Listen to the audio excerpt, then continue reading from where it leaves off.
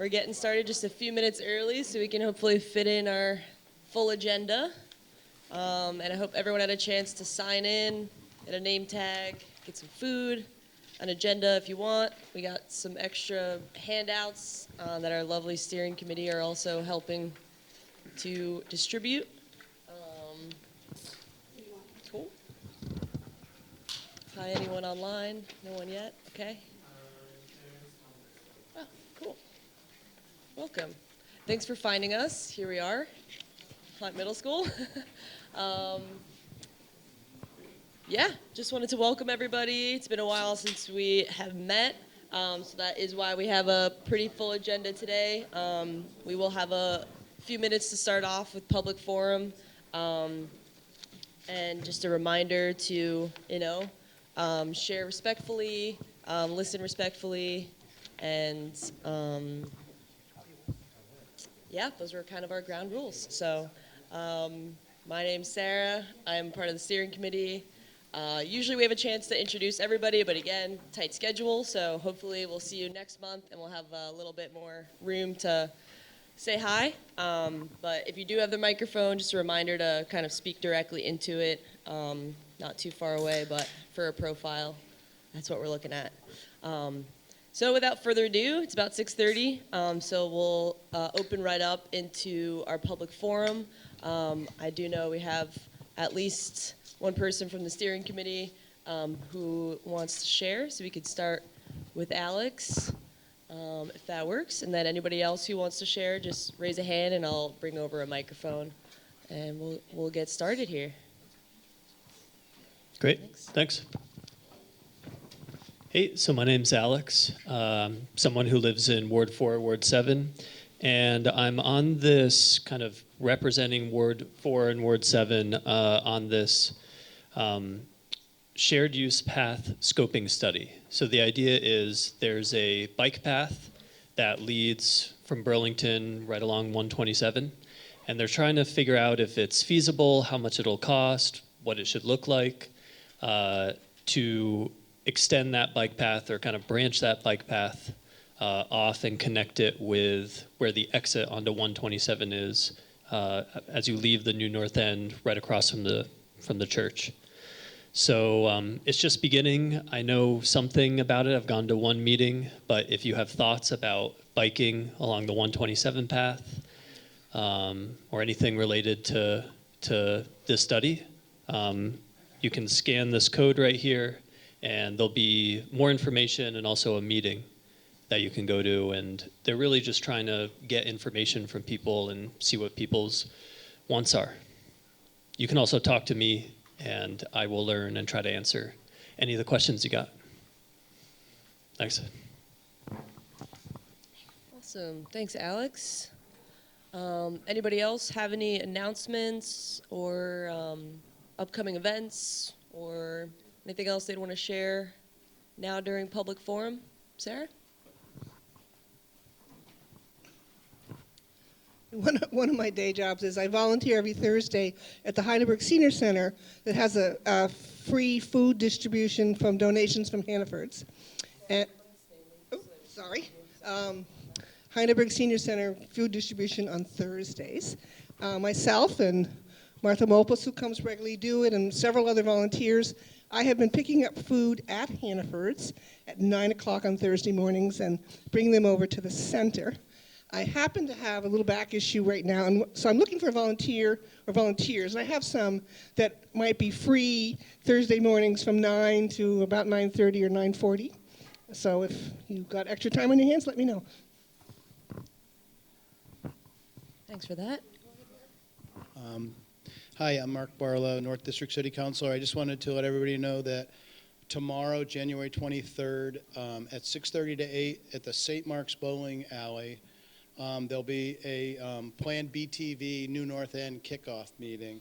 And it's basically a regional planning project specific to our neighborhood, and they'll talk about demographics, mobility, current land use patterns, and the neighborhood fabric.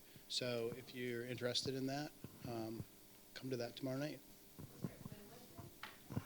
It's tomorrow, January 23rd at 6:30 to 8. Great. Any other announcements?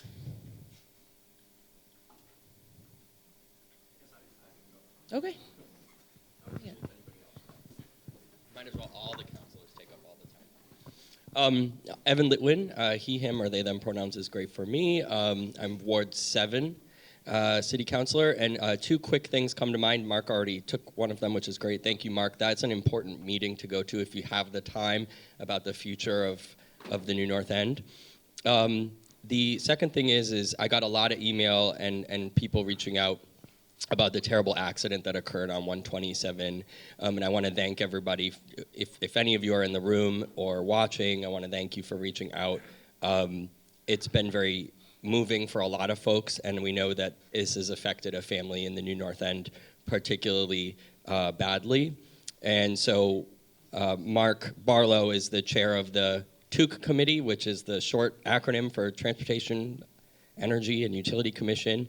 And I sit on that with him, and I know we both want to see Beltline safety to be something that we start working on. And that'll probably take time, but it's a city-managed road, and DPW was all over it right away. So we want to start collecting information and really getting at how can we improve safety and comfort on that road, because it is dangerous, and we all know it, that speeds are high, and it's dark, and it's windy. So if you have things you want to share about that, feel free to email any of the city councilors in this room, and we'll keep it kind of collected into a folder while we keep working on that. But if there's one thing I've learned, it's projects like that don't move quickly.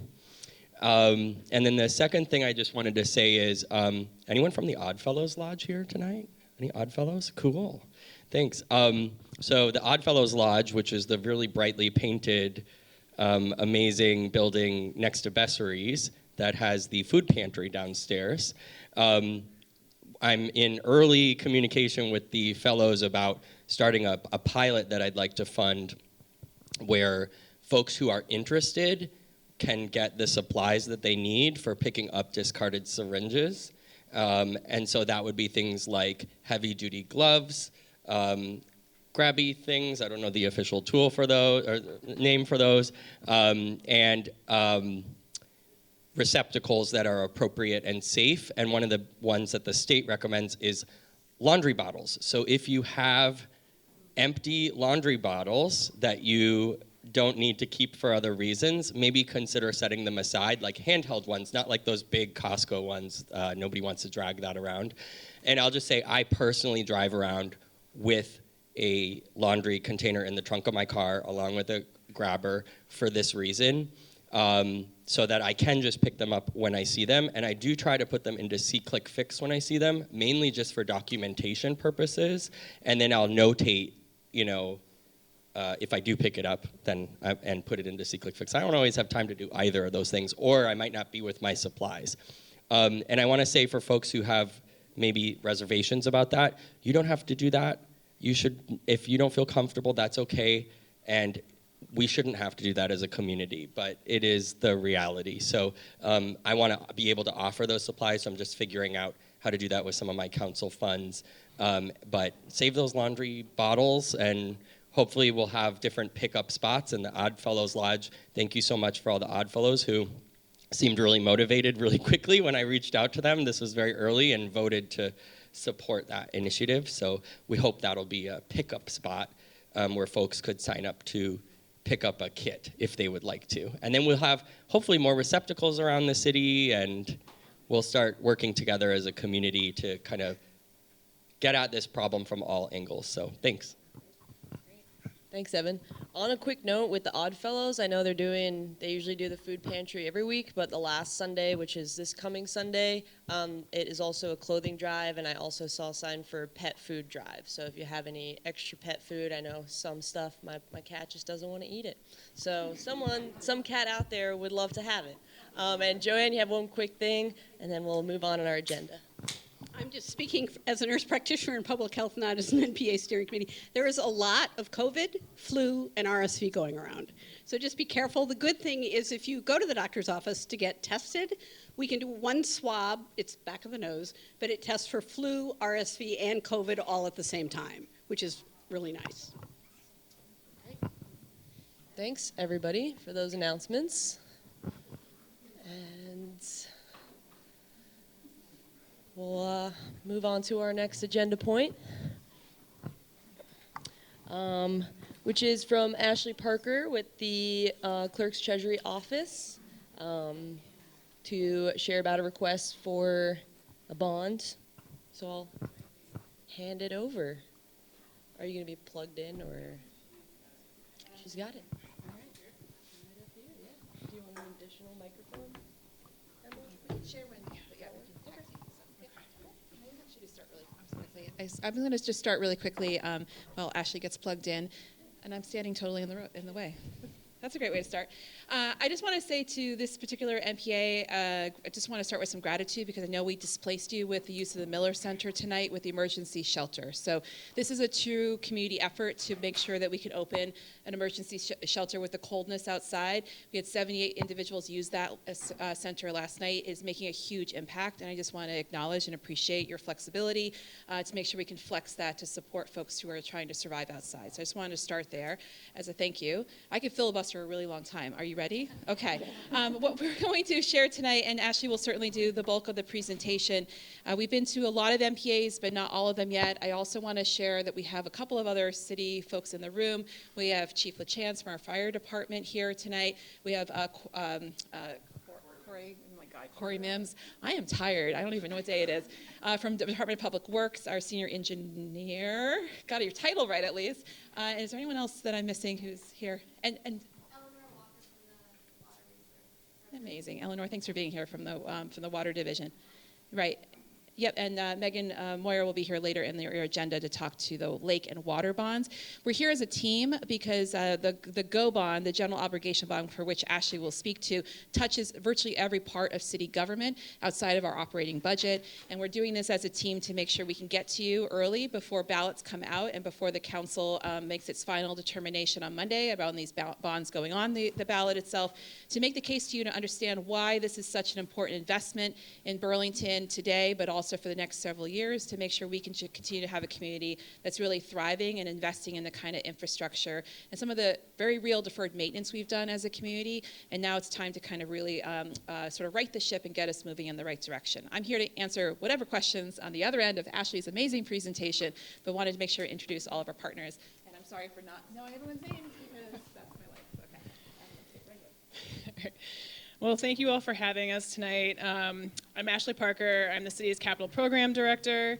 I am also a Ward 4 resident, so I'm really excited to talk with you all because I am a neighbor and I live here and I do care about these things. So it's good to be with fellow neighbors.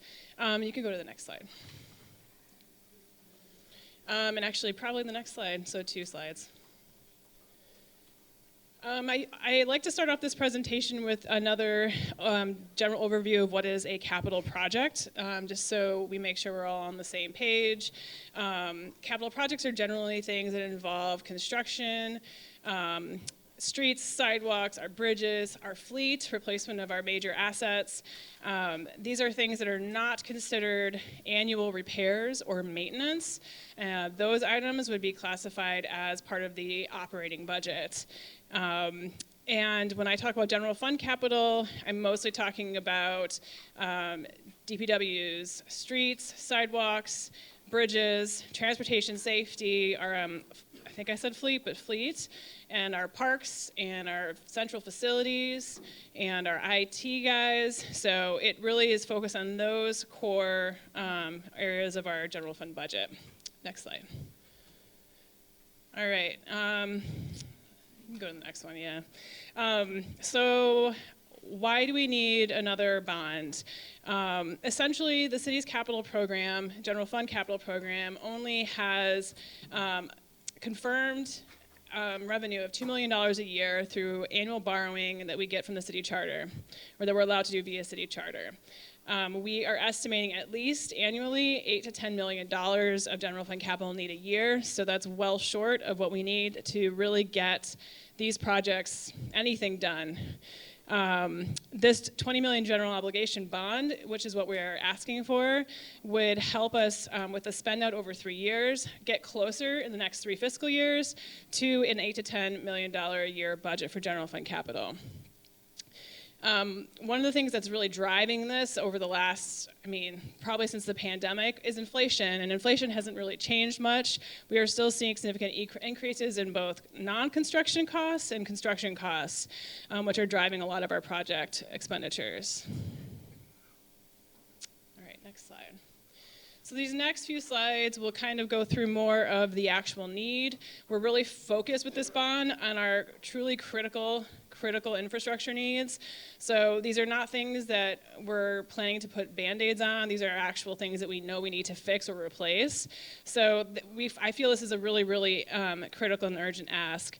Fleet is probably at the top of my list because we have a very large fleet, 242 vehicles and equipment, and we know that about 30% of those vehicles need to be replaced. We've had to defer for the last couple of fiscal years because we haven't had funding to replace general fund vehicles, and 30% of that, we have 45% of that being public safety related. So that includes your fire trucks, your ambulances, and even our snow plows and sidewalk tractors, which removes snow from our roads and helps us get around town. So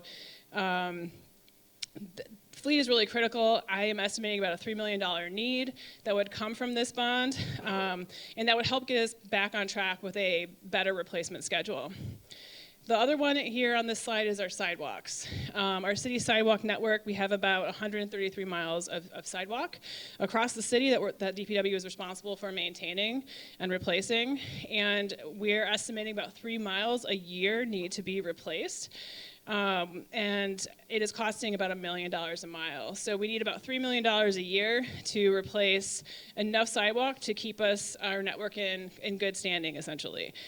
We have about 17 miles of that 133-mile network that is in serious or poor condition. And so this bond would greatly go a long way to helping us get closer to 3 miles a year. Next slide. Streets. Streets are also on this list. We have about 88 miles of streets that the Public Works Department is charged with maintaining. And we know that we have about 10 miles of that need to be paved. And so right now we're estimating about 1.2 miles, $1.2 million a mile for paving. And our annual goal is 4 miles a year, which means we need about $4 million to do a 4 mile a year goal of paving so that we can keep on schedule with our maintenance. The other asset on this slide is our transportation safety, which I've combined our bridges and our traffic calming program.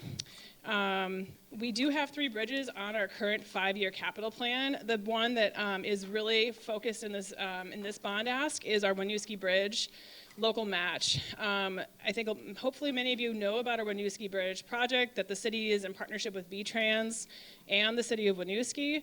We have a local match requirement. The state was able to secure a large grant, but we do have to come up with some money to support the furtherance of that project, and that bridge is in need of replacement. So this bond would help us support a local match need to make that project happen.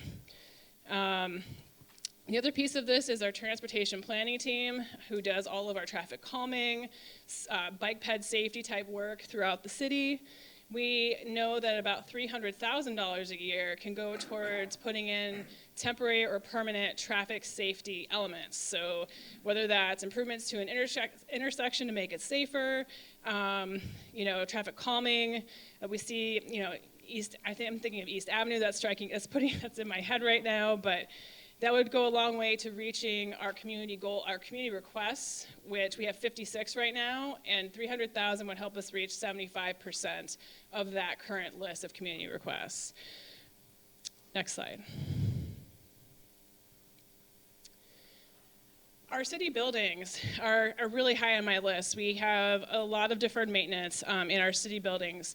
The city owns 19 buildings that we need to take care of, and a lot of these buildings provide really important services to the public. I think the Miller Center next door, I think, is that way. That actually is getting a lot of work done in the next year. We have a huge HVAC project going on over there so that we can keep that building operational and functional and also make it energy efficient. We have similar needs at City Hall and the BCA complex. Fire Station 1 has some serious issues with windows and the bay floor. So we know we have a lot of needs that we need to take care of, and this bond would go a long way in helping us tackle some of those. We know that we have about $700,000 per building of need, and we could take care of at least 3 buildings worth of need with $2 million is a good example. And similarly, with our parks on this slide, we have 37 parks in our city and about $24 million in deferred maintenance across all of our city parks. And similarly, $2 million could also help us attack many of our overdue goals at our parks, including like Perkins Pier, the Harbor Marina. I think the recent project many of you might know about is our universally accessible playground at Oakledge that just opened, and that was supported by the last general obligation bond and other funding. So this bond would go a long way to helping us achieve a lot of things that we need at our parks. Next slide. This is a newer slide that I've added to this presentation just to give folks a sense of if we were to allocate funding to an asset, to different assets, from a $20 million general obligation bond, what would that look like? And here you'll see just some ranges of what we could do. This isn't guaranteeing funding for any particular asset or project, but it's showing some opportunities here. So we just wanted to show you that so you had a sense of what we would be doing in collaboration with City Council and others, and the City Capital Committee. Next slide. And this is a slide I'm really excited about because the city has not had a tool like this. And so this is our first capital planning map, which is live. You guys can go online and access it. And it is basically showing the 5 to 6 year projections for capital need across all of the city assets we've talked about already over that span of time. And it took a lot of work with all of the departments and with our GIS folks and our planning folks to put all of this data into one place. It is a work in progress, but I am hoping that this is something that the city can keep online forever, hopefully, and we'll be adding more data to it, more information. You can also access a community survey link, which will give you an opportunity to help us prioritize projects, give us your feedback, tell us what projects you think are important to you, and this will all become a community feedback data layer that we can then add to this map, and hopefully we can start pinpointing those hotspot zones of where we have the most work, and then maybe where we can target different resources and allocate supplemental funding to help us reach more goals. So please check this out. If you have any issues with it, you can just contact me directly, but I would really love your input and share it with your friends and your neighbors.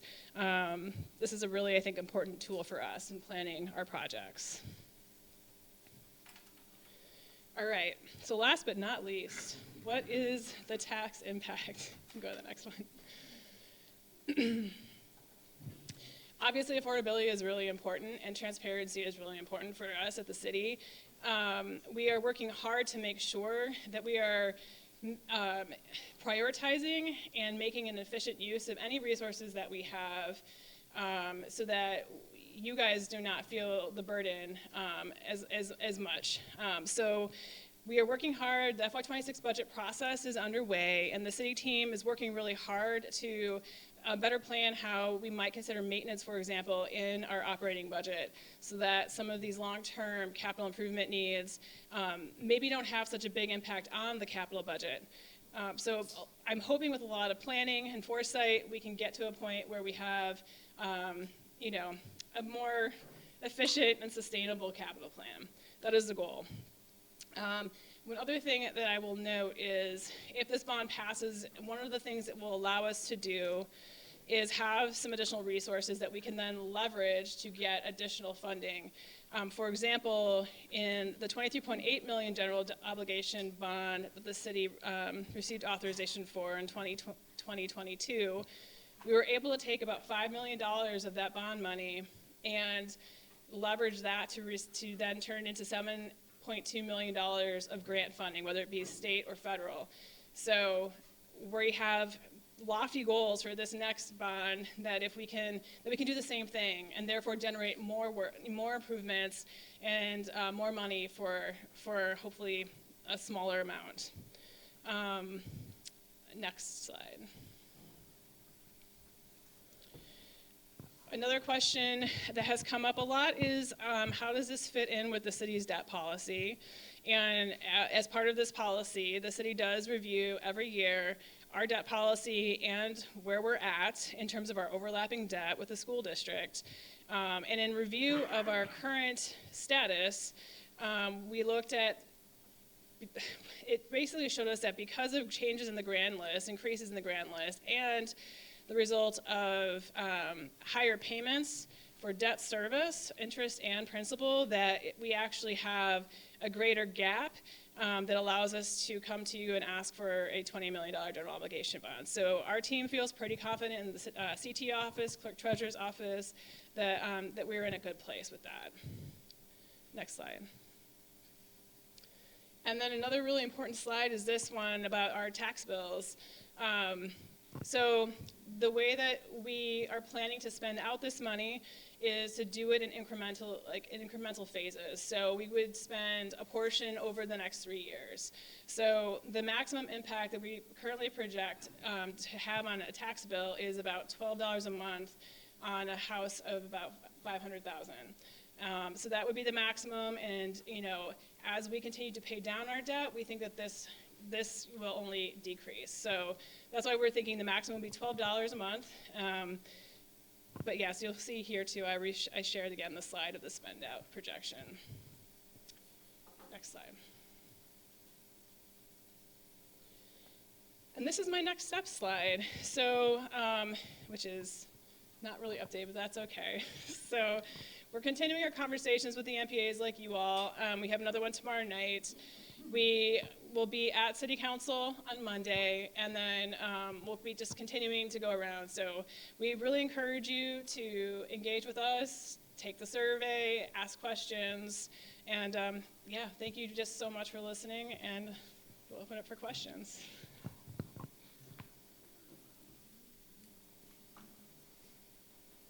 I'm going to start with Sylvia.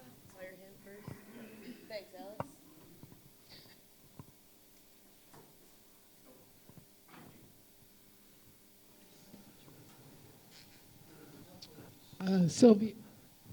Sylvia Knight.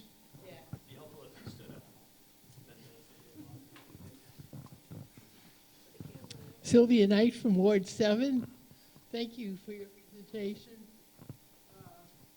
Can you hear me? Mm-hmm. Yes. Okay, so I'm just wondering where we can review this, because from where we're sitting, we can't really see the text very well.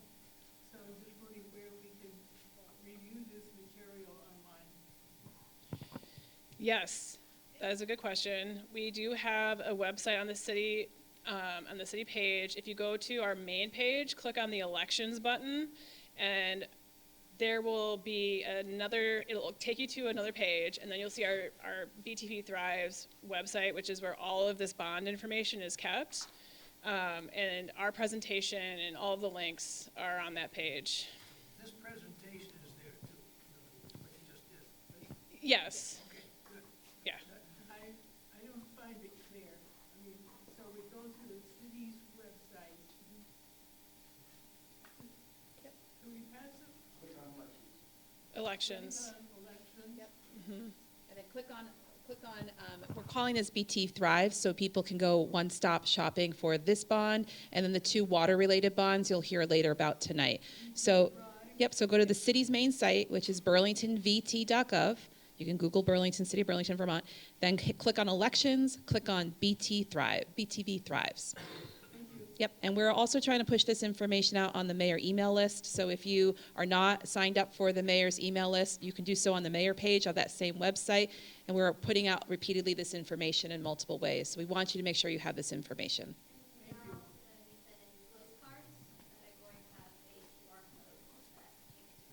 Wonderful. So our friends and colleagues at the Water Division at DPW will be sending out, I'm just saying this for the sake of CCTV, we'll be sending out through our voter checklist postcards so you have a way to go to that website directly as well. And a reminder, we do still mail ballots to everyone in the city of Burlington. That is a permanent policy for town meeting. You'll get those ballots sometime between February 10th and February 12th. So there's plenty of time still to get educated on that. And ballots, of course, you have up until right before the election to return that, or same day you can bring a ballot into the polling location. You can also just Google BTV Thrive, Burlington, Vermont, and it brings it to you. Great. Thank you. Did you have a question, Annie? Okay. So this would be good information to be up there. So this is like something like you said, a $20 million bond, and how long is it going to be? About what, 25 years? What's going to? I believe we projected 20 years 20 spend years. out. Okay. Now, are there other bonds that we entered into, say maybe 20 years ago, that are coming to an end that we would expect to see a penny or two change on our taxes, because this is going to affect it a penny or two in the other direction. That's what would be useful information, useful analytical information. Yes. I know we have that information. I do not have that specifically. The graph in my presentation, that's the closest it comes to showing the drop-off over time of the bonds that come off and because of our payment. Yeah. We should expect to be getting new bonds regularly because we got to do stuff, but we should also expect them to expire. Yes, correct. Yes. That we're not really much deeper. Correct. Yep. And one thing I'll just add to that as we, again, continue to fix our structural budget challenges on the operating side here in the city of Burlington and actually get very purposeful in our planning around the infrastructure for the city. I equate this to my house, for example, and for those of you who have property, we have a front porch that's sort of rotting right now. And when you defer that, it gets more expensive going forward. But good planning and stewardship of city assets includes thinking about multi-year budgeting for capital needs, multi-year budgeting for what general rate tax increases are needed, so you can all plan, and we can also make sure we're investing in our assets so that we aren't seeing things come offline permanently. For example, Memorial Block, right? We all can see that, and those of us who've lived in this city for any more than 10 years know that is a perfect example of when we defer maintenance, the negative impacts that has on our community. We want to avoid that, and that can be done through sustainable and responsible planning and making sure we're transparent with all of you. I can't emphasize enough how useful this map is, this interactive map she mentioned, which I know you couldn't really see. You can find it at BT Thrives. You can zoom in right into the New North End in particular and see what parts of this capital effort it's truly is citywide, would benefit this particular part of the city. Thank you both so much. And I appreciate everyone's questions. I know big topics. Definitely encourage you to stay in touch with these wonderful folks and other resources who have information about this. We do have to move on in our agenda, just to make sure we fit everybody in. Say one question about this stuff of bonds, and there's a little error in our agenda. Originally, the city was going to ask for a charter change to allow us borrowing for these needs, and Ashley mentioned it, and it's still listed as a charter change.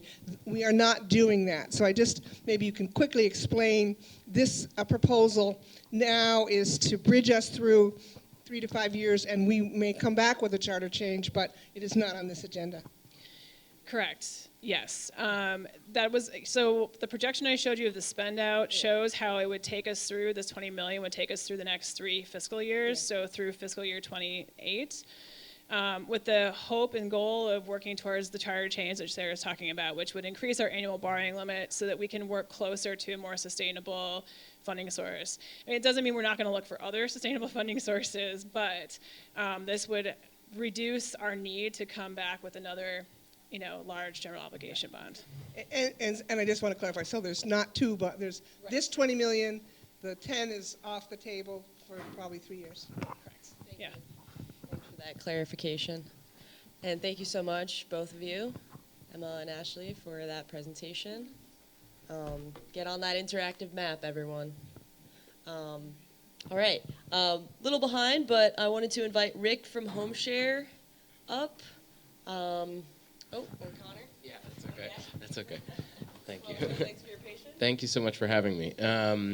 Can you see me okay there? I'm in fact not Rick Singari. For those who know Rick Singari, we get confused a lot. But my name is Connor Timmons. I'm the executive director at HomeShare Vermont. And I'm willing to wager many of you are very familiar with HomeShare, but we are doing kind of making the rounds of these different meetings to just really reinforce the fact that we exist and what we do. So I'm going to go through a little bit what we do, and then maybe we can talk about some case studies and how we can be helpful to you, to neighbors, to friends you might know. Maybe you're going to be a good referral. Maybe it's interesting for you personally. So HomeShare Vermont, at its core, is a mutual aid organization where we are screen and match folks who have extra room in their homes with folks who are looking for an affordable place to live. So as you may know, there's a bit of a housing situation going on in Vermont right now. As you may also know, the options for assisted or supportive care for our older Vermonters are getting more and more difficult, scarce, and expensive. And so one of the things that's beautiful about HomeShare, which I just turned off the microphone, is that we've been doing this work for 42 years, and so our model is pretty solid, and it solves, in a way, both of those issues for our community. So how might this work? If you are someone who has a guest room in your home, and you are interested in earning some extra income. Maybe it helps you deal with the porch that's rotting. Maybe it helps you deal with the roof that you budgeted for but now costs 3 times the amount to replace. Maybe it would just be helpful to help you get your groceries taken care of. Whatever your personal budget needs are, that's something that rent can go towards. Maybe you have no need for rent. Maybe it would just be helpful if someone could get you to your appointments. Maybe you're sick of shoveling the walk. I don't know if anyone is really excited about shoveling the walk, but for those who are not interested in shoveling the walk, this is an option. We can match you with someone who will fit the needs that you're putting forward. Now, it might also be that you don't feel like you have a lot of needs, and that's probably true. You are the best judge of what you need or don't need. But there's also the reality that we are facing a situation where we don't have enough place for people to live right now. And so maybe what you want to do is just help someone out who does have some needs. Any of these scenarios can work really well. I was a HomeShare host over the summer and into the fall, and we had someone living in our guest room who helped with childcare, which was a godsend, and helped with 2 meals a week. So instead of her cooking 7 meals for herself all week, she cooked 2 meals a week and then joined our family for dinners, and it was an amazing arrangement. We got a little extra rent, we got a date night guaranteed, and we had some extra support around the house for the kids. This is a great test case. I'm sure above your head you're thinking of, this would be really good for my neighbor. It's really good for my aunt. It's really good for my sister. That's true. And I'd also encourage you to think, this might be an interesting fit for me personally, because we have a 100% recommendation rate from people who use our service. And I don't really know many other places that have a 100% recommendation rate. Uber doesn't have a 100% recommendation rate, just to give you a sense. Our average rent that people are spending last year was $359. So if you're looking for affordable housing, that is very affordable housing. The maximum rent you can charge as a host, so someone with the extra room, is $650 per month. So it is sort of a limited range. And generally speaking, the amount of service you want, so the shoveling, the dog walking, the cat sitting, whatever it is go ahead and dream on that. Whatever that is, the more of that there is, the less we kind of encourage you to charge in rent. So if you're asking for 12 hours of service a week, we probably don't want you to charge $650. It's a harder sell. The market will demand a certain thing. But I just think it's important, especially for folks who come to these meetings and understand the value of your community. This is an opportunity to remain in your community for longer, to be a contributing part of your community for longer, and also maybe welcome someone new into your community and help increase some vitality and come to these meetings and enjoy Steve's delicious food. So I wanted to just make sure that folks knew we existed. I want to also just talk a little bit about our process. We run 6 background checks and 4 reference checks on everybody in the program. If you're a host, a guest, both sides of this. So we're really sure who we're talking about when we match you with someone. The other thing we'll do is spend about an hour and a half with you as a guest or a host, really getting to know what you're about. What are you interested in doing on the weekends? What TV shows do you like? What kind of music are you into? All these really important details that could lead to a terrific match. And the beautiful part of it as a host or a guest is you can say, well, it'd be really great if I could live with someone who was interested in that or not interested in this, or whatever you can imagine, you can put it into your request. It doesn't mean that all of those requests will come. People are special. They're not always going to fit exactly in the little box we want to create. But it's a great opportunity to just sort of say what would be helpful to you. Once we've done that, we do a 2-week trial after our introduction. So we introduce you kind of in a abstract way. So I might say, Sarah's over here. Sarah would be a great fit. Here's why we think it would be a good fit for you. And you get a chance to kind of look over what Sarah's profile would be, and Sarah does the same thing. And if you feel like it's a good fit, we'll do an introduction, and we'll facilitate that introduction. And then once you've all agreed sort of separately and had slept on it, we'll do a 2-week trial. And our case managers kind of facilitate that trial and check in during that trial period. So at the end of that 2 weeks, and at any point during that 2 weeks, I should say, if someone throws a flag and says, no, this isn't working, like that choosy cat that they have is just not working for my house, it's not working out, then we can move on and look for someone else. But at the end of that 2-week trial, our case managers are still there. So those case managers don't just fly away. It's not like a retail sale. We are staying with you. We have some matches that have been going. I think we had one that celebrated its 19th year. Our average match length is about 2 years and a bit. So it's generally lasting arrangements we're creating here for those who want them. So I just wanted to kind of give you a sense of that profile and make sure. And again, we're not new. I think a lot of people in this room have heard of us, but I think also a lot of people have heard of us and think we're something different, or a lot of people have heard of us and think it's better for someone else. And I really want to encourage people to think about it for themselves. There is no age requirement or income requirement for this program. I also want to make sure everyone's clear on that. I also want to give you a chance for questions, because this might be new for some of you, and I want to give you that opportunity. It's working? Okay.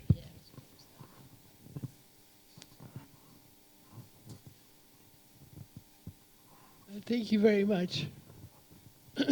Sylvia Knight from Ward 7. I'm just wondering if you've ever been able to match an immigrant with a resident for housing. Yes, is the short answer. Yeah.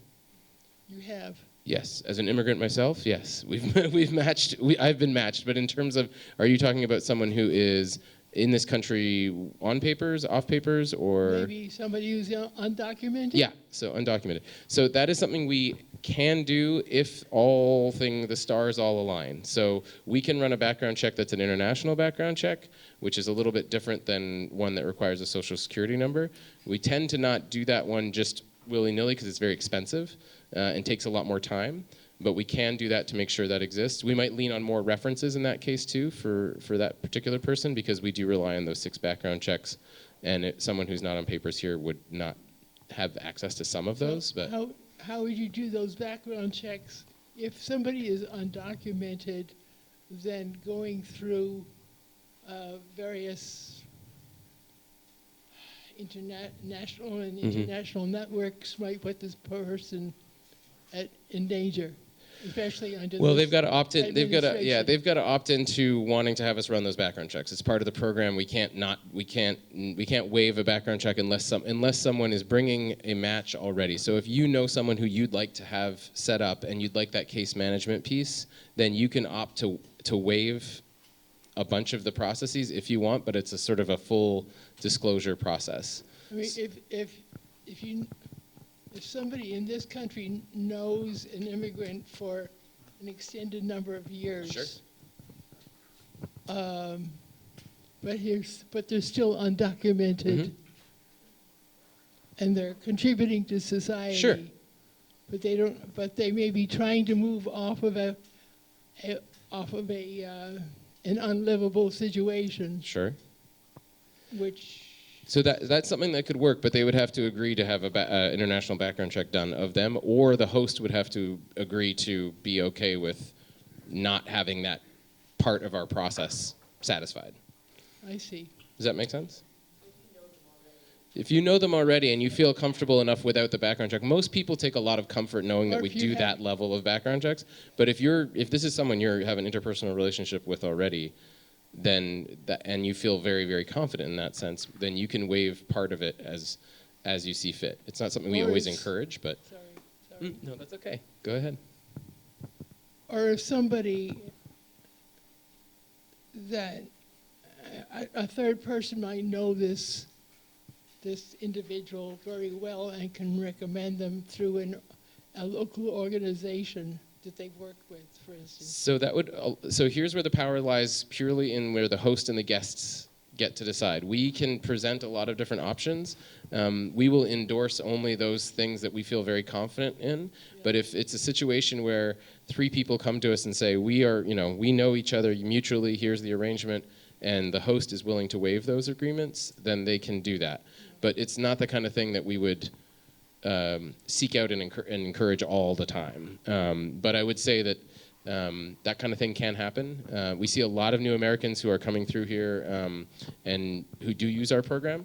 And so if that's interesting to you to host someone in that situation, please let us know. And definitely language skills are an extra bonus if you speak French or Spanish. Merci on that one. Okay. Great question. Thank you.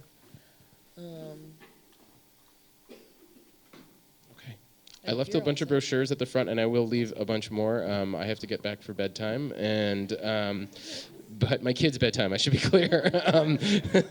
But I do thank you, and I really would encourage you to think about some friends, think about some neighbors, think about yourself, and give us a call. We'd love to talk to you more about it. Thank you, Connor. You can just leave it there. Yeah. That's great. Appreciate it. All right. Thanks so much. Just moving right along, I wanted to, we'll invite Sarah Carpenter and I don't know if any other city councilors are jumping in. Yeah. Yeah, to give us those updates on charter changes or anything else. So. Sure. I just want to give a shout out to Connor because HomeShare Vermont, formerly Project Home, I was involved in founding, and it's one of the proudest programs I was ever involved with. Many years ago. The list on charter changes is not quite accurate, so I'm just going to go through them in a different order. We have actually 3 charter changes we're considering for the March ballot. The mayor's left by the next hearing on the charter changes will be at our city council meeting on the 27th, and then after that they should be published in their full glory on the city website. But as I said, we've got 3. One of them I'm going to let Councilor Litwin speak about because he was the lead sponsor on it, and it has to do with rental housing. Great, thank you. Can you all hear me? Yeah. Awesome, and thanks, Sarah. So Sarah will go over the other 2 charter changes, which if you've ever read a charter change, they're not very glamorous. And if you have any trouble sleeping, just go to the Civic Clerk website and read these. So I sponsored a charter change that you will get on the ballot. And it may look confusing, and I've already gotten some questions for it, so I'm happy to answer questions after as well, because I want to keep us on schedule. But basically, it's authority to regulate rental notifications and notification periods. So one of the things we all have heard a lot about tonight is housing, how little of it we have, and how expensive it is. And so I actually love coming right after HomeShare to talk about this. So one of the things that is a reality of the state that we live in is that there are certain rules that the legislature does not allow municipalities to make ordinances or laws on certain topics. And one of those topics is on the control of rent. And so when folks are saying, I want rent control, I want rent control, that's not even something that the municipality can consider at this time. And so what I'm trying to think about when I brought this charter change forward, which is available on the website and will be available on the January 27th agenda for City Council, is to bring into local, to start the first step of the process so that we can have local control of the conversation of notice periods. So I'm not proposing that we control rents, but I am proposing that here in Burlington, which has a very unique housing market, is very different from the rest of the state. We have over 11,000 rental units and an under 1% vacancy rate. Folks need more time when they are notified of a rental increase particularly, and if that rental increase is substantial, and it can be devastating for the folks who live in that unit. They can lose their home, or they immediately have to start looking for somewhere new. And right now, what we know from a lot of the data that I've gotten from Brian Pine, who's the director of CEDO and other spaces, is that it's taking them 6 months at least to find appropriate housing for folks who are already in, let's say, units like if they have a Section 8 voucher or any other support. So they're having to actually go to property owners and say, can you give us more time so that we can find this family housing? And what I'd like to do is bring that conversation. So if you were to vote yes on this, we'd be bringing that conversation back to our ordinance committee, and we would be authorized to start writing an ordinance about what rental notification should look like. And that's in both directions, right? Because when you move out of an apartment, maybe I get a new job and I move to another city, I have to give notice too. So it's important to balance. There will be a lot of questions. I've gotten a lot of really fair questions, and I don't want to put the cart before the horse, because what we really need to do is first have the authority to even have the conversation. Right now, Burlington has a slightly longer notice period. I think that worked up until the pandemic. And then when the pandemic, which has had a ripple effect across our city and this country and the world, came along, we just need far more time for folks to find housing and be able to stay even in their community, let alone, I mean, you might not even be able to stay in Burlington. You might be forced to, I've heard of folks who suddenly have to move to St. Albans and uproot their whole family and their children out of the school system and leave the community that they've come to know. So I saw this as a stabilization effort, as a way to try to keep the fabric of our community together as best we can while drawing within the lines that we are legally allowed to draw within. And so I'll leave that there. But this is voting yes or on this, I just want to say, does not mean that this is suddenly going to come into effect. First, it has to get through the legislature. We've seen so many charter changes go there to die. And so I hope this won't be one of them. And some of the commitments I've been asking for from folks who run for legislature is, what do you think about, this topic? And so, but there's been a big shakeup in Montpelier. So I can't predict whether it would make it through the gauntlet run and then get signed by our governor. But we can put it on the books. And we can say Burlington wants to be able to do this. Hopefully, if I can just speak from a personal standpoint, I hope our legislature is also looking at this problem from the other angle in Montpelier with what authorities they can do to empower communities to take control of their rental markets. If they have a rental market in their community, some communities are small enough, this might not be worth it for them. But for Burlington, with over 11,000 units, tons of college students, we already have a problem. UVM families are already going online and saying, we just put our kids in an apartment, and a month later they sent us the renewal, 11 months in advance. So they're asking those folks to decide to stay in that apartment or not within 11 months ahead of the rent of the lease expiring. So we already have a problem. So let's have in my mind, let's have the conversation locally at the ordinance level where we can all come in with all the pros and all the cons. You know, I'm not saying I have a silver bullet, but I'd like us to be able to have control over what our notice periods look like so that we're not disrupting our community as badly as is already happening. So thanks for that time. Quickly, Evan. Yeah. So the fact is, in Burlington, there are landlords that are demanding of their tenants an 11-month advance notice that they have to renew their lease. Otherwise, they run the risk of losing their lease when the 12 months is over. Yeah, so we. Should be legislated against. So, and I would encourage you to. So I would encourage folks to be. I love your passion, Robert, and I would encourage folks to be engaged in this topic because that's what I'm seeing online and in some of the parent groups, and the parents are saying, if you like the apartment, yeah, you should do it because it's really hard to find another unit in the city. So I don't want to take up any more time away from the agenda and the two other charters, but Robert, I'm happy to check in with you or other folks. And I agree, and I want to thank everybody for even considering it on town meeting day. So I'm available through email, through phone. If you have a question, if you're like, I don't quite get this, feel free to reach out to me. Okay, thanks.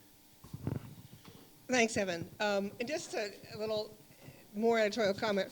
I think it's truly hard to understand our structure and our charter that we have to get permission from the legislature. We are something called a Dillon's Law state. I think there's 11 or 12 in the United States as opposed to home rule. Home rule, you can make your own rules in your own town. We cannot, by and large, if it's already in the state bailiwick. And it's a little hard to differentiate, but that's why we have charter changes as opposed to just doing. Charter changes are like state. Yes, they are. Yeah. And so until the Dillon's rule changes, which is probably not going to happen any day soon, we've really got to ask permission. And anytime we bring a charter change to you, that's exactly what we were doing. The city itself was formed under a charter. We have a whole set of rules, and then if we want to undo them, we have to ask permission. Or if we want to undo it that's in opposition or in contrast to a state law, we have to have permission. So as we mentioned, we have two other charter changes. The one that we mentioned on the capital bond is not going to be on the ballot. Right now, we're asking for the $20 million to do that, and that's simply a bond ask. It doesn't give us any permission to do any more borrowing than the 2 years that's under what you'll be voting on. The two other ones that we are considering, one has to do with redistricting, and you all may have remembered a few NPAs ago, years ago, when we had that discussion. Redistricting is usually done after the decennial census, which is every decade. And we are, under state law, having our election districts have to be of equal proportion to each other. So the ward councilor in Ward 4 has to represent more or less the same number of people that's in Ward 1 or 6. So we jigger that all around. And we have lots of discussion about what street's in this district and what street's in that district. And you'll all remember that. The last time we got laid out the gate and then had quite a bit of discussion about number one, do we keep 8 wards and 4 districts? Took a lot of conversation. And then where we had unmatched population, we had to change the lines, like between Ward 4 and Ward 7. And part of that wasn't so much driven by either of the wards, but it's relative to the rest of the city. So no one ward can be over a certain percentage. So that took a lot of jockeying. There's a lot of loyalty to what people want in their ward or their district. And none of that's probably going to change. What this charter change is asking, again, is for the legislature to give permission to the voters of Burlington to make their own decision. So we will still go through the painful process of what streets in what ward or what district. But once we get concurrence and give it to the voters to vote on, then it could go in effect. What happened the last time was we missed a deadline. It had to go on the March ballot. We missed the ballot, and it kicked the can down a whole other year. And that was unnecessary, but it was necessary because under current state law, it has to go to the legislature. This is just asking that once the voters decide on this process, that's it. It will go into effect, and we can move forward. It doesn't propose any changes at this point. That would happen at the time. It would require that the city, at a minimum, we could do redistricting no sooner than 5 years. The expectation is it would be 10 years in conjunction with the decennial census. But in theory, you could do it differently. If we had a ginormous growth in one neighborhood at year 8, we could look at it again. So it's a really straightforward thing, but it's a little bit confusing. And the ballot item is confusing because it X's out all the districts and basically says we have permission to decide the districts when the voters vote on them. So the voters still have the control. I've been asked a couple questions from folks who would like a charter process for determining redistricting. We are not proposing that. Somebody could propose that. What we can propose, if it is more in our bailiwick, a prescribed redistricting process by ordinance. And when I say process, like a committee, a task force. So there's still plenty of room to deal with the redistricting process, which we can do by ordinance. Yes? I wasn't sure if we were into questions yet, but I missed introductions. I'm Annie Lawson. I'm on the steering committee. I use she, her pronouns. I'm in Ward 4. I've got a question about this, and I'm also taking notes tonight, so I may have missed it. I apologize if that's the case. But am I understanding correctly that the catalyst for making this change is that going through the legislature slows down the process, and we missed the ballot, and so doing it this way just makes us more nimble? Yes. And then are there any other reasons why this change is coming about? Like, are there any other problems with the current way that it's working? That's not precipitating this. It was really the nimbleness. We found out that at least 1 or 2 other communities do it that way, which we didn't even know was an option. It's really the nimbleness, and precipitated on the last one where we sort of missed a year because we were slow. 2015. Both, actually. We were 1 year behind. We could have gone 1 year earlier, let me put it that way. But we were behind in 2015, too. 2015 was amazing that we implemented the new Ward 8 system. Yeah. In 2015, the decade was half over. Yeah. We've been slow because it's a painful process, and it doesn't make it less slow, but it cuts out one piece of the pie. Super quick question. This is just about nudging the lines correctly. It's not about changing the structure of government. It's just about we can nudge the lines, we vote on it as a city, and it goes into effect without the legislature having a rubber stamp. And we have been asked that because there are some people who are not in love with the district system. That would be a whole nother change, which this does not affect. So if there's other people who don't want 16 counselors on that. Yes. So there's a lot of, so this does not, it simply allows us to, as voters, to vote on it, and once we decide, it's decided. So it should shorten the process. And that's really the main reason. Okay. The other charter change, is deja vu all over again, is prohibiting guns in places with liquor licenses. And we actually voted on this in 2017 and passed it overwhelmingly. And there it's been sitting. And this is a function of charter changes because of lots of lobbying in the state legislature. And we're asking again to take, I shouldn't enter to radical move of not allowing arms where there's liquor. And it's really a repeat, and there is a bill being introduced, I think, that will do this statewide, and I certainly hope there is, but we've been advised to ask again, and that's exactly what we're doing. Yeah. Maybe you could tell folks about the feedback rule. The feedback rule meaning how that we can make amendments to these. Oh, yes, yeah. yes, sorry. What Evan's talking about is, so these charter changes have been through the city council, been signed by the mayor. We're now in the public hearing phase. On Monday, the 27th, we have the second public hearing for these 3 charter changes. To date, we have gotten little feedback. We took a lot of feedback during the committee process, and then we have general.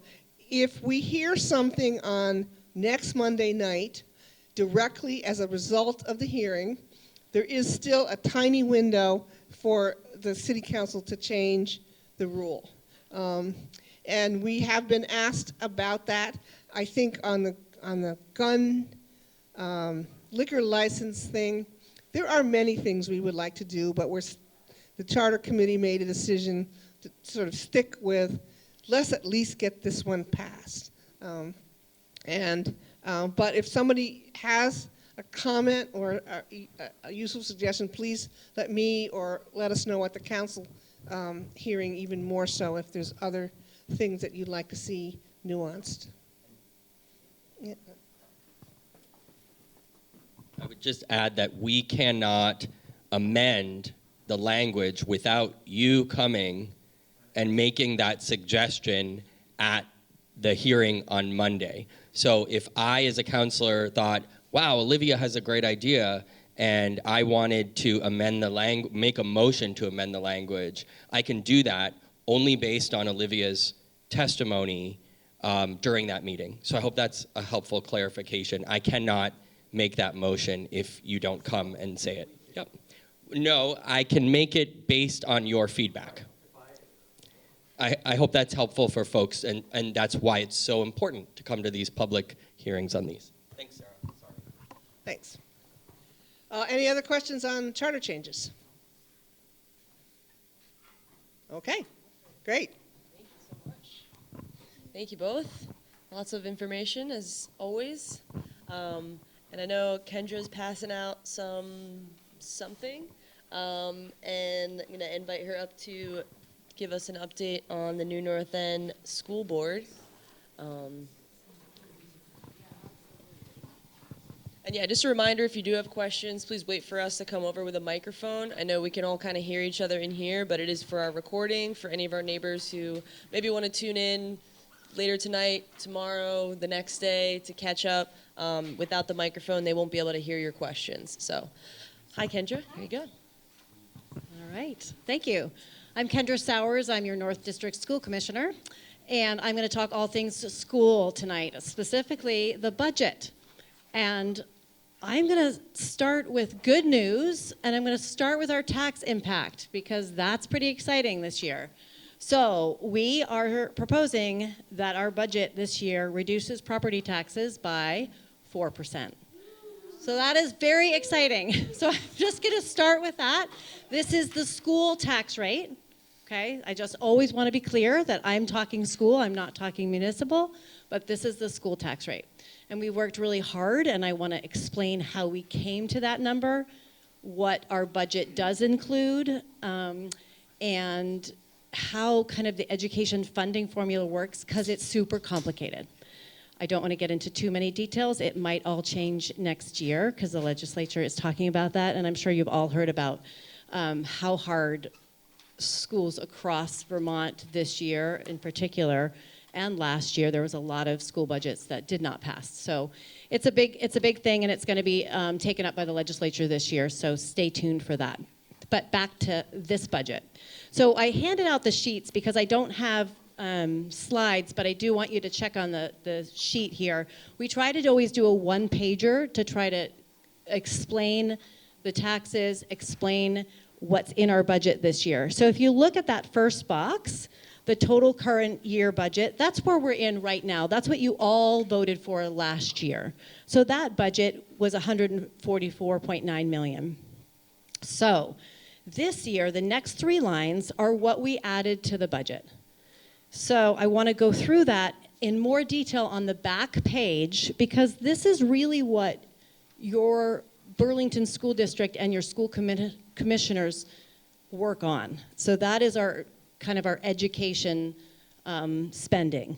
So this year, if you look at the pie chart, about 62% of the increase this year was from wages and benefits.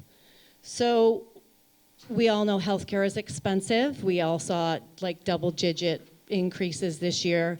Our health insurance is statewide, so even though it's part of our local budget, we don't influence the health insurance right now. So about 62% of our budget increase this year is wages and benefits for our teachers and our staff. And then 20% is our debt service. I hope you've all seen our awesome high school that's being built, and I know it's expensive. And again, I want to thank all of you for voting and approving that, because it's super important. And I think our high school and our tech center is going to be amazing, and it's fun to watch it take shape. But we do pay money on the debt service for that. So that's about 20% of our increase this year. And then there are other things like capital improvements. We did put some money into the budget this year because we do need to be sure that all of our schools are taken care of. So I know that there's been concern in the community that is all our money going to the high school and what's going to happen to the other schools. And rest assured that we are making a plan, and this money will help, when boilers break and routine maintenance happens at all the other schools. The next line on there is basically inflationary growth. That's rent, utilities, things like that we all know has a couple percentage points every year that increases. And then we had some reduction in external funds like special education, census grants, and impact fees that we did have to put a little bit of money in. So these are kind of expenses that go into making our budget. And those expenses are about 10%. So it's still a lot. We're still working really, really hard to see how we can lower that amount, because it's really important, because that is what we control here in Burlington. So if you flip back over the page, so I'm now looking at reductions to the budget, because we just covered what the increases were, and then the reductions of the budget in this year is we have some grants that are retiring. We got some federal funds that all schools across the United States did during COVID, and those are expiring, so we do not have those next year. We also were very fortunate to have a $10 million Leahy grant to outfit a hangar at the airport for the aviation department at the tech center, and of course we don't have that anymore. So you take those away, and then we also did do some reductions on our end of central office budget. We took some money out of the central office budget, and we're cutting 2 of the full-time teaching positions, and those are basically, one was a sub teacher, and one is at Flynn Elementary that is a natural declining enrollment. It happens all the time when you have maybe 4 or 3 fourth grades, and then they go up to 5th grade, and then they graduate, and now you only have 2 kindergartners. It's like normal enrollment at schools, and we always watch enrollment, and we're always watching it carefully, and we change staffing accordingly based on enrollment. So that's what we did with that position. So when you do the math here, our total proposed budget for next year, which is FY26, which is what you're voting for in March, it's $134.7 million. And if you look up at the ballot language, you'll see that we're asking you to approve that we're spending $134 million and some change, obviously, as part of the ballot language. So I want to also explain, because I talked about how our budget is increasing, but yet how can there be a 4% property tax decrease? So the funding formula has several variables. So our education funding here in Burlington is just one of the variables. And then there's the common level of appraisal, the CLA. Then there's the yield, which is from the state. CLA is also from the state, even though it's by, like Burlington has its own CLA number. And then our weighted pupil average. As you probably remember, I've talked about it a lot. Our school board here, myself included, really advocated to changing the weights for the way students are weighted. So instead of like some students need more resources. So like English language learner students need additional resources. They might be counted as 1.8 student. So it's a weighted average of a student. And those weights hadn't been changed in a long time. And 2 years ago, we got the legislature, we advocated in Montpelier to change those weights. It was based on a study that UVM did that was data-driven, and there was a coalition of people from all over Vermont, which was pretty exciting. It was rural districts, it was some other bigger districts like Winooski and Rutland and things, and we all came together and really advocated hard at the legislature to make those weight changes. This is really the first year I feel like Burlington is feeling that, because last year we really had a huge chunk of that increase was the high school. And we all agreed to it, but it was the huge chunk. So now this is kind of the first time that you're seeing the results of that weighted student change. So we were always saying that we felt like we were underfunded from the state. It gives you an idea of what that formula means to us. And so I'm happy to say that we are proposing a 4% decrease in our property taxes. These are all estimates. We don't expect things to change from the state, but they may. Things go up and down just a little bit, as you all know. And I'm also just going to put a bug out that things are changing this year, probably in the legislature, about this funding formula. We want to be sure that equity is considered in the funding formula so that students who do require extra resources get the extra resources that they need. So we may be calling on all of you. You may be seeing some notices in Front Porch Forum or in the North Avenue News, having some community outreach, because I feel like legislators needs to hear from us, Burlingtonians, about that. So let me think if there's anything else. Oh, the tax estimate, impact estimates, we always like to show what it would be for if you're a property taxpayer or if you are an income taxpayer. So if you're income sensitized, we also have an estimate there for you, because it's good to see kind of what that decrease will look like. I think that's all I have. I'm happy to answer any questions you all may have. Somebody want to give Robert the mic? So this weighted average, or is this weighted over time, different years you're doing a weighted average, or is it over different project components like the high school versus? So it's the amount of money we get every year from the education fund. Okay. So for example, say Burlington had 7,000 students, like that's the head count that we have. Our weighted average might be 10,000 students, and we get money per weighted student. So we would get more money. See what so students, example, so Robert, let me give you an example. Okay, so an English language learner, right?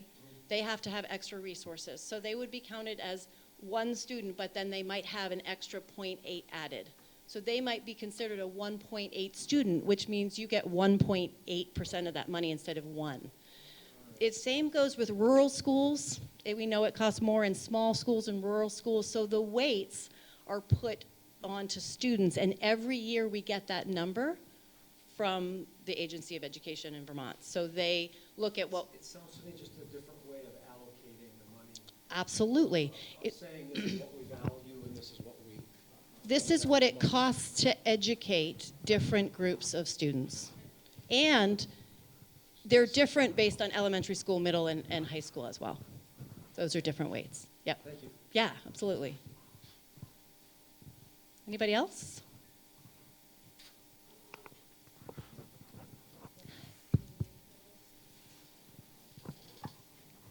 I just want to say thank you, that I was really glad to hear that they're weighting students differently. I've taught in or worked in different school districts, and the number of students in Burlington that had needs and seeing those needs not being met was really shocking and heartbreaking.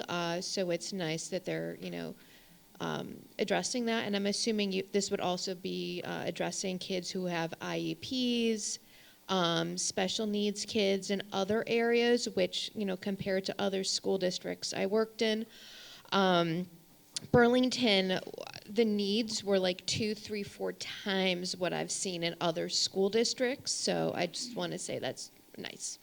Thank you. So something positive from me. Yeah, thank you. Appreciate it. Yeah. Appreciate it.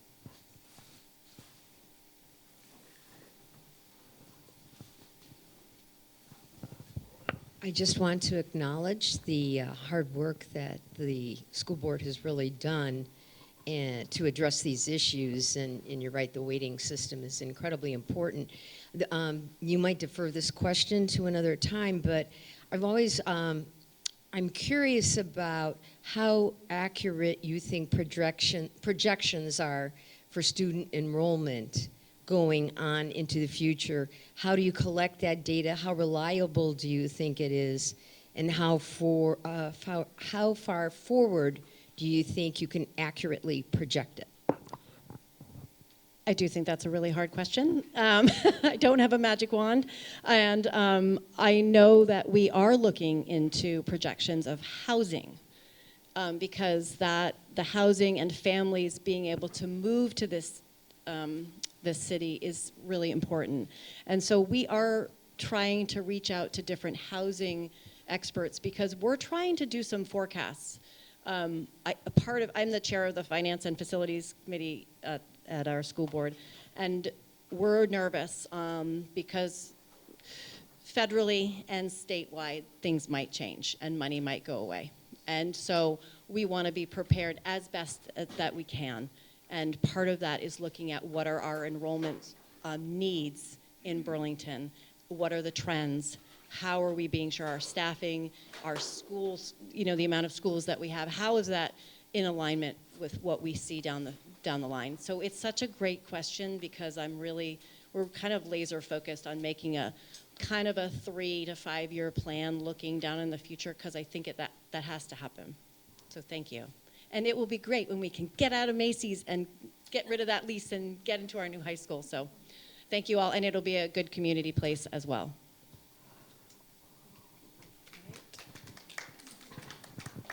Appreciate that presentation.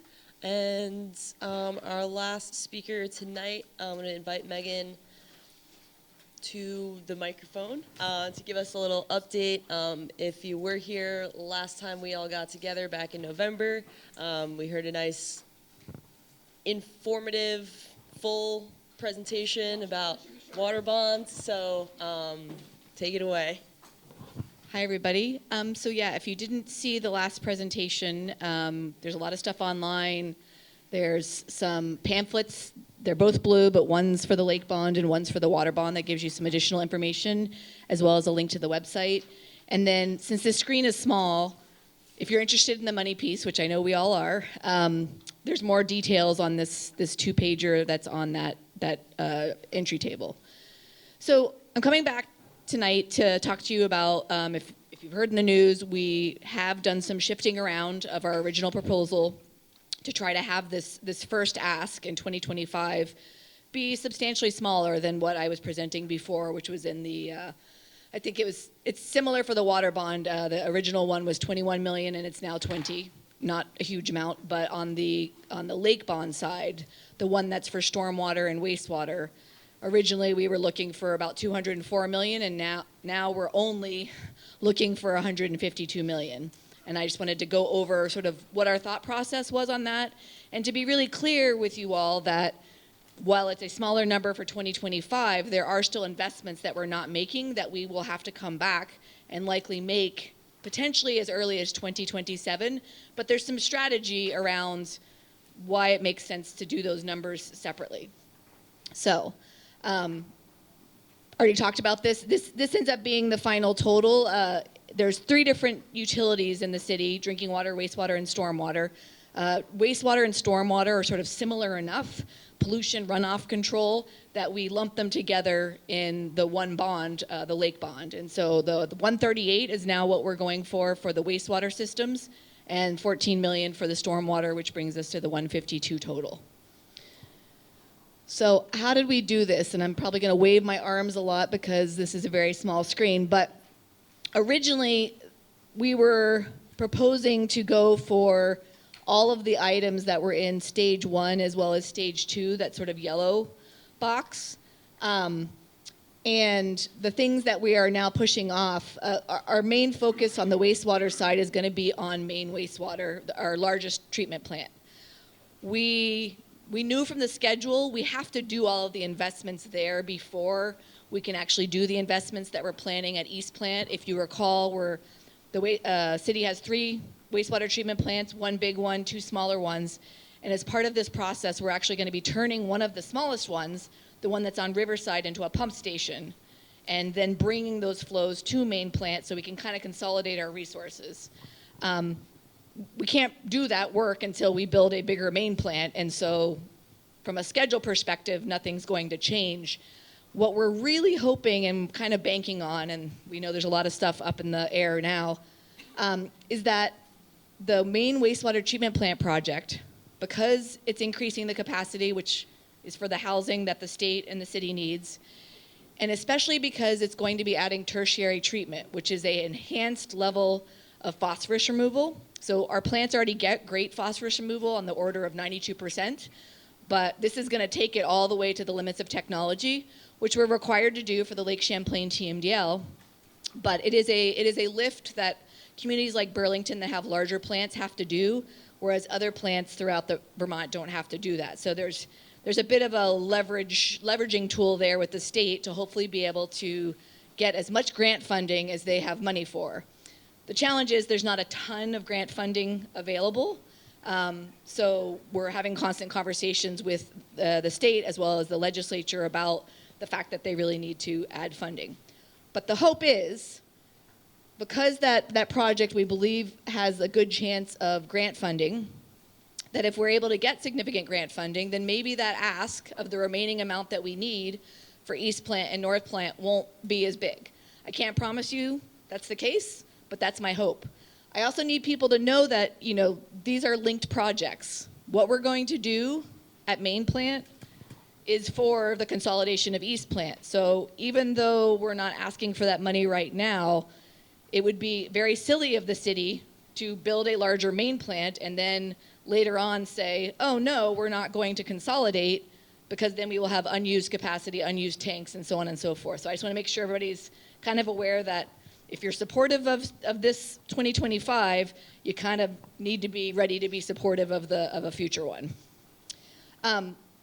This information is online. I'm trying to be very transparent and not hide any footballs about the whole host and list of things that the city needs to do. One of the big things is, and this was not part of the original bond, and it's largely because we don't know exactly what we need to do, but the drinking water treatment plant, last upgraded in 1984, 40 years old. It's a slightly easier environment than a wastewater treatment plant, which is why it can go for longer, but it's very, very important to the city. And so this year, we're actually going to be kicking off a comprehensive evaluation of that plant, and that may inform numbers that I would be bringing back to you potentially as early as 2027 if we decide that there are significant investments that we need to make. Is that mine? I was like... all this information here in this table is on the back here. It's just, again, my assumptions. I just want to be completely clear, so if something changes, you know why it changes. And you'll see there's still some big numbers that are hanging out there. One of the numbers, that we're not including, we talked about this last time, is money for the sewer siphon, the siphon that broke in the river. We still believe that it's FEMA eligible. We're starting to get hints that they're a little less sure than they were before, but I can't go into the details, but I have one other backup plan to make sure that project gets done, because that's very critical. And then lastly, so if we're asking for smaller amounts, actually, let me go back one slide. Because the East Plant project and the North Plant project are part and parcel of the current plan, and because I know what those numbers are and I know when they need to happen, The rate plan that I'm going to show you, the forecast, includes those numbers. Again, it doesn't include the potential growth in the city. It doesn't include the grant funding. So these estimates, these forecasts are meant to be conservative, and I very, very much hope, and I'm going to be working my butt off to get these rate increases down. So with that in mind, you know, we're down to, I think originally we had reported about 113% rate increase over the 5 years. So that's just, if you go from 2025 to 2030, it would be a total 113%. We're trying to break it down in a couple different ways. Give us feedback on this graphic, kind of showing that it's a series of fairly substantial, 15%, 15%, 119%, and then it goes down to 10% and 8%. But if you calculate what the total amount is, that's where we come up with the 89%. This is for a typical single-family customer that uses 400 cubic feet a month. If you use less than that, your bill's obviously going to be different. If you use more than that, it'll be different. And for commercial entities, it would be slightly different, though the percent increases should be roughly the same.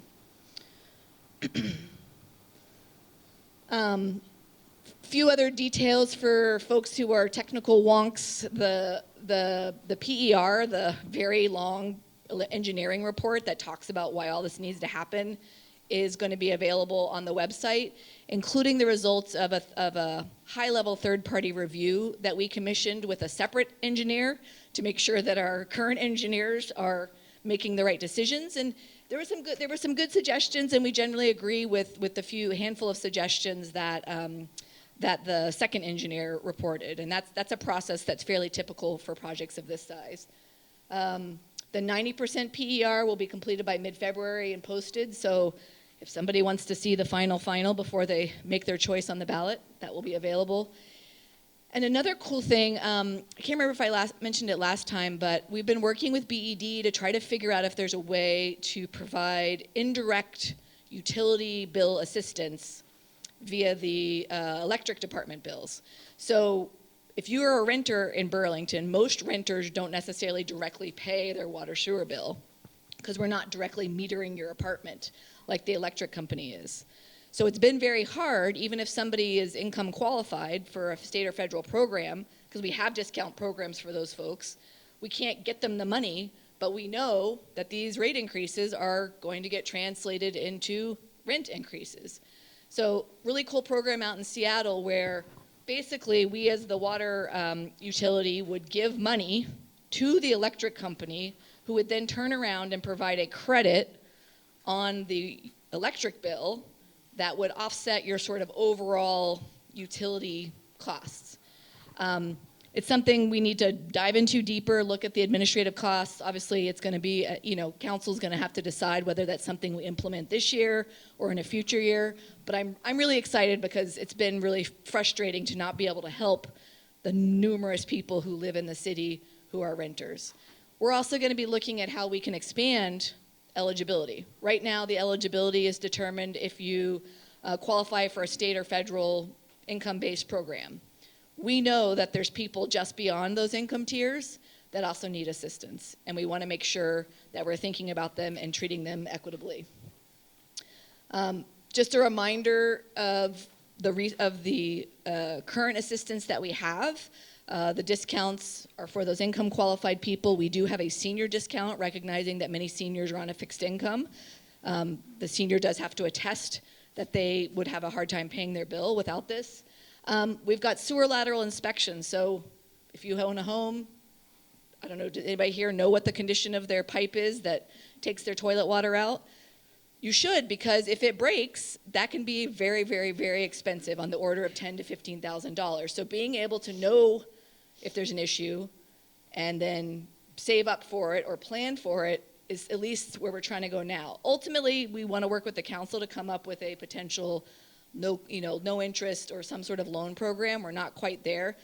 But if you get your sewer lateral filmed and you turn around, we will rebate you the cost of that filming so that you'll just know, which I think is a great thing. Let's see, I think that's it. Yeah, so in total, we're going to be coming to the council on Monday to ask to place the $20 million water bond and the $152 million lake bond on the town meeting day ballot. You know, we wouldn't be asking for this, except the fact that it's necessary and in some cases overdue, both for the health of the city, its ability to grow, as well as the health of our lake. And we are, you know, trying to alert people that we could see rate increases as much as this 89% over that 5-year time period, which, you know, is actually going to bring us into the realm of some New England and even a Vermont community, Montpelier, where their bills already are. And I fully expect their bills to go up. So while it doesn't help your pocketbook, we are not alone in facing these sort of water resources infrastructure challenges, and hope to work with you in partnership with the council to figure out how we can make this happen. And with that, I can take some questions. Yeah. Oh.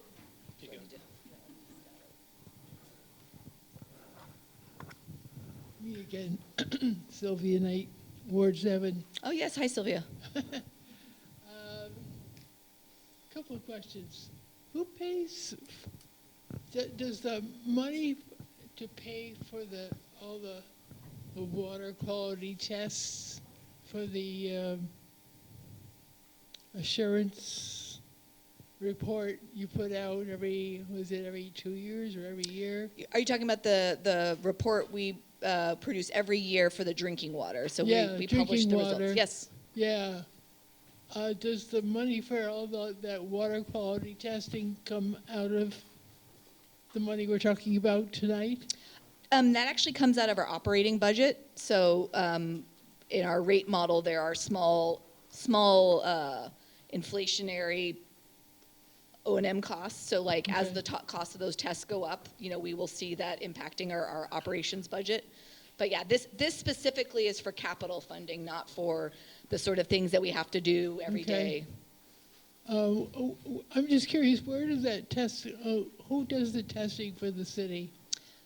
The majority, so we do a lot of tests in-house for just to monitor the quality of our water sort of on a constant basis. Yeah, what about the chemical testing? Yep. So any of the actual chemical regulatory tests that the EPA requires us to do, those go to Endine. Endine. Yep. Okay. And you don't see any, I'm hoping there's no plans for Burlington to accept any leachate from No, from and Coventry. we've been very, I think in the past we used to accept leachate and we used to accept septage, but we have been more and more hesitant. We have not accepted any leachate, but we have more and more hesitant even to accept septic tank materials because we don't have any control over what may be in those. Just like you know, there are the forever chemicals that you may be alluding to exist in your households, exist in the world, and we see those things concentrating in our biosolids, which is the solid portion of our waste. There's a lot changing in that neck of the woods right now. It's hard for us because we already spend about $1 million to dispose of or manage the biosolids. Yeah. We don't currently send our biosolids to Coventry. We actually send them to New York, where it's still permitted, it's composted, and it is used as a fertilizer. But I fully expect with how regulations are going that may change, and that is going to be a cost pressure for us. I don't know that the landfill is the right place for it, but nobody really knows right now where the right place for it is. So you said it's going to New York. Where in New York does this stuff go? Chateauguay. It's called Grasslands. It's the facility is landfill? No. It's a composting facility that composts it and then uses it as, I don't actually know if it's a fertilizer product for fields. Biosolids. Okay. Yep. But I'd be happy to talk to you about it more because thank you. We're trying to figure out all the directions that's going. Thank you. Yeah. I have a question. Yeah. So it sounds like part of the bond is for accounting for growth in the city. Yes. Do you have a range or a Yes, percentage? I just calculated that. Nice. So the growth or the additional flexibility that we're going to have at main plants, if I recall, it's about 5,000 additional housing units across the city with, I can't remember if it's 3,500 or 40. I can get that number for you. Most of the growth, when we sat down and we took so the CCRPC took the state's housing goals and kind of allocated them out to all of the communities. And when I saw that number, I was like, oh, that's a lot of toilets flushing. And then we kind of tried to do some verification on the ground. Could that really even happen in Burlington, especially with the new zoning? And we did find, as we looked at all of the parcels and we looked at what the zoning code could allow, we found that we could certainly meet the CCRPC's goals as well as potentially exceed them. And that's when we immediately realized that main plant in particular, which is where a lot of the growth would occur, of all of the plants, it has the least remaining capacity. And so we were faced with the challenge of needing to, it's also another reason for the consolidation of the two plants. East Plant has leftover capacity, and by bringing them together, we're able to kind of combine their permits into one, which gives us a heck of a lot more flexibility for where growth could occur. The new North End, y'all actually have a ton of capacity. I think you're only about half of the wastewater treatment plant. So if you want to have growth here, go for it. It makes it easier for the rest of us. I'm sure that is up for debate, but did I answer your question? Yeah. Yeah. Thanks. Yep.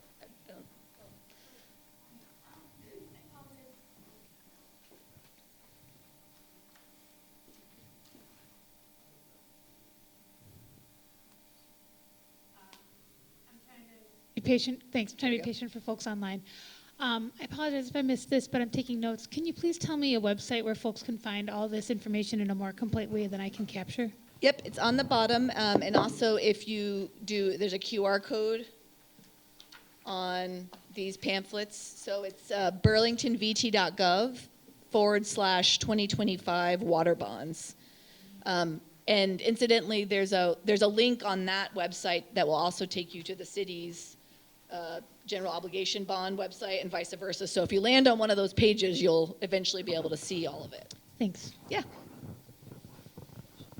One more quick question. Megan, correct me if I'm wrong, but from some future thing, I just want to acknowledge that Burlington actually has pretty reasonable rates now, and people are sort of freaked out about the increase over 5 years, but it really still gives us, we'll be above the 50th percentile. We will not be the cheapest rates in Chittenden County, but we will not be the highest. And so that's just sort of that may not make us feel too good, but it really is important to understand that we're starting from a low point. We've deferred all this. In my opinion, we've got to do it. And it doesn't blow us out of the water in terms of rates.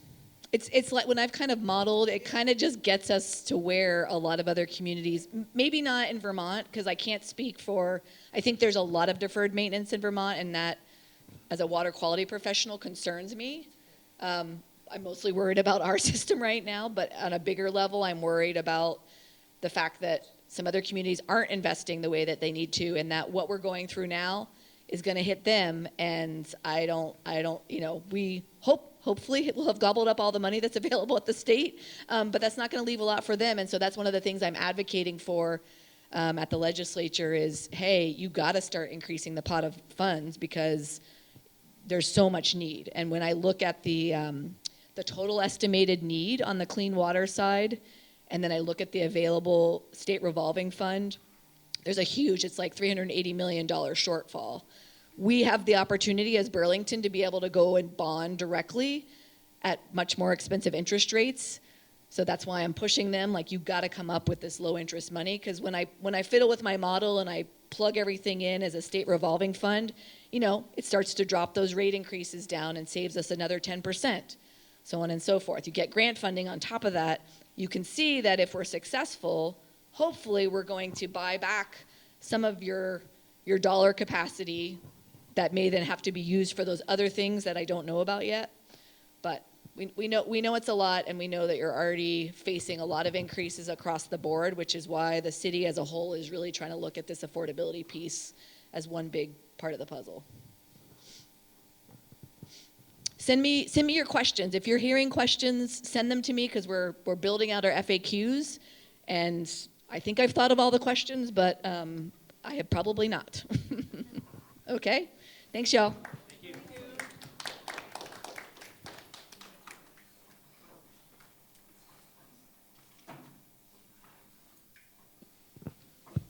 Thanks, everybody.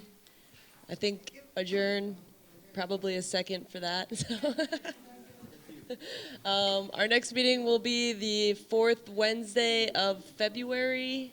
Right now, the plan is to be back at the Miller Center, but we will keep you posted, and take care of yourselves and each other. Bye.